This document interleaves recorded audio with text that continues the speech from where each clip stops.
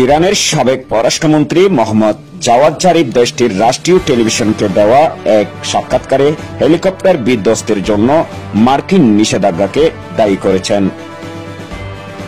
তিনি বলেছেন, গতকালের ঘটনার অন্যতম প্রধান অপরাধী মার্কিন যুক্তরাষ্ট্র, যারা ইরানের কাছে বিমান ও বিমানের যন্ত্রাংশ বিক্রিতে নিষেধাজ্ঞা আরোপ করেছে এবং ইরানের জনগণকে ভালো বিমান সুবিধা বুক করতে দিচ্ছে না।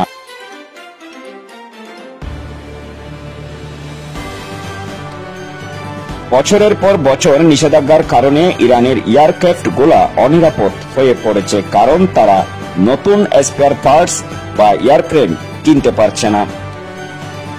বিবিসির আন্তর্জাতিক সম্পাদক জেরেমি বোয়েন বলেছেন, 1990 সালে ইরানের একটি বড় ধরনের ভূমিকম্পের খবর সংগ্রহ করতে গিয়েছিলাম। সেই সফরে যুক্তরাষ্ট্র থেকে কেনা পুরাতন একটি হেলিকপ্টার ব্যবহার করেছিলাম। কিছুদিন পর জানলাম সেই হেলিকপ্টারটি সব আরোহী সহ বিধ্বস্ত হয়েছে। এদিকে ইরানের সামরিক বাহিনীর chief of staff Mohammad Bagheri helicopter বিধ্বস্তের কারণ অনুসন্ধানে তদন্তের নির্দেশ দিয়েছেন বলে দেশটির ISNA নিউজ এজেন্সি জানিয়েছেন।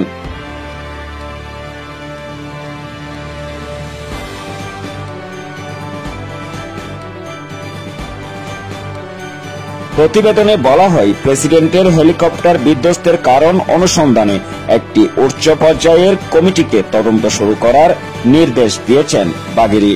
হেলিকপ্টার বিধ্বস্ত হয়ে ইরানের প্রেসিডেন্ট ইব্রাহিম রাইসির মৃত্যুর পর দেশটির প্রথম ভাইস প্রেসিডেন্ট মোহাম্মদ মোকাবারকে ভারপ্রাপ্ত প্রেসিডেন্ট হিসাবে নাম ঘোষণা করেছেন দেশটির সর্বোচ্চ নেতা আয়াতুল্লাহ আলী খামেনি।